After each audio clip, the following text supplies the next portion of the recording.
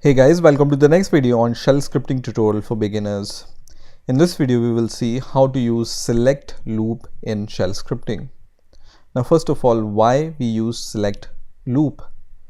So the select construct allows us to generate easy menus. So whenever you need to write a script which requires some menus, then you can use select loop. Now let's see the basic syntax of select loop.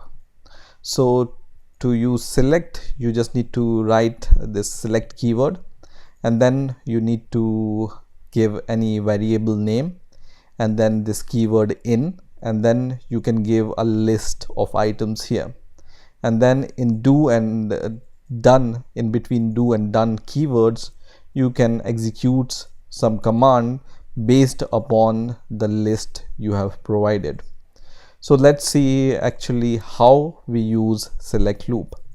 So for example, I have the list of some names, so I'm going to declare a name variable here, and the list can be some names. So for example, Mark, John, Tom, Ben, and so on, right?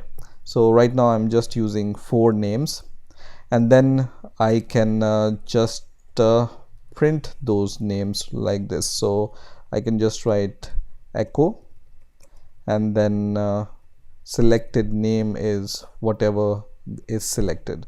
So dollar and the name, which is this variable, right? And then we can write selected.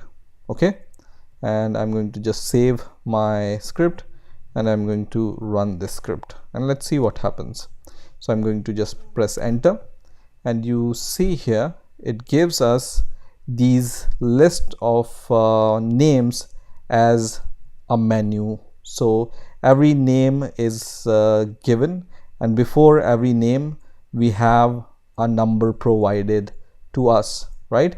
So whatever list you will give here, it will be presented like this with a number before it in a sequence, and then the prompt will ask you to give any number from this list. So for example, 1 is associated to Mark, 2 is associated to John, 3 is associated to Tom, and 4 is associated to Ben. So when I write 2 and then press enter, it prints John selected, right? Because we selected the second item which is associated to John, right? And this is the easy usage of the select loop. So select loop construct is similar to for loop, but what it does is, first of all, it iterate over the list and give you this kind of menu structure to us, and then we can select any of the items from the menu and then execute some commands or statement based upon the selected value, right? Now select loop is often used with the case statement. So some kind of cases can be used with the select loop, and we will see how we can use it. So what I'm going to do is, first of all, I'm going to give the basic structure of cases. So case and ESAC, right? This is the basic construct, and then we can add some cases here, right?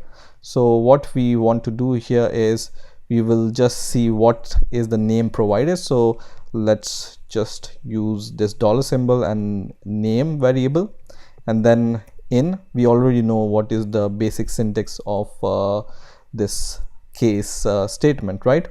And then we can just give names from this list. So whenever Mark is selected, then we can print something, right?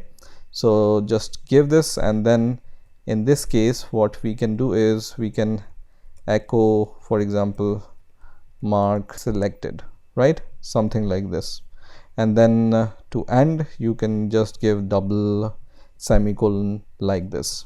Okay, so similarly we will just give multiple cases here for the 4 names,